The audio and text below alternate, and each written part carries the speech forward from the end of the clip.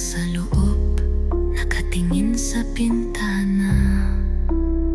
Sabi niya kay Ronnie, alam ko na kung sino yung tumatawag sa'kin, pero ayaw niyang ulitin, parang natakot bigla.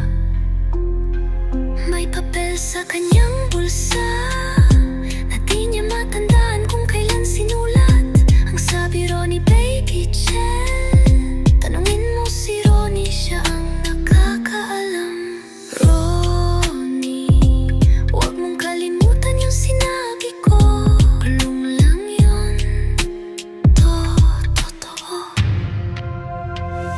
Bulong mo, Ronnie, hindi naman niya alam kung sino yun. Bakit parang ako lang ang may susi? Mga mata'y nagtatanong, ngunit ikaw ay tahimik lang. May lihim ka ba, Ronnie? O kwento lang ng isipan? Naglakad ka sa bahay, sa eskwelahan na walang ingay. Bawat hakbang mo'y may echo, parang may sumusubaybay. Sa ilalim ng hagdan, may sulat sa pader. Si Ronnie alam niya, hindi ko naman alam. Pero wala namang ibang tao, at sa likod ng pinto, boses ni Prince pero pabulong.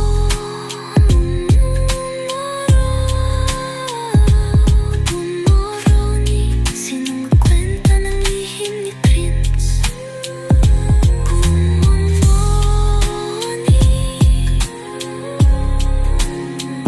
May alam ka ba sa nangyari noon kay Prince?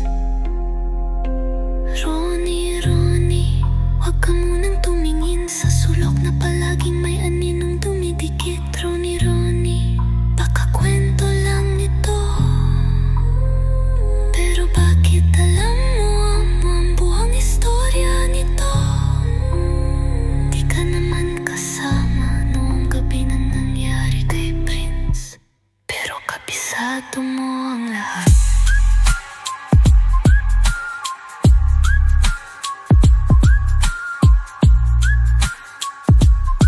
Sabi ni Prince, may narinig ako sa'yo, pero hindi ikaw ang nagsalita.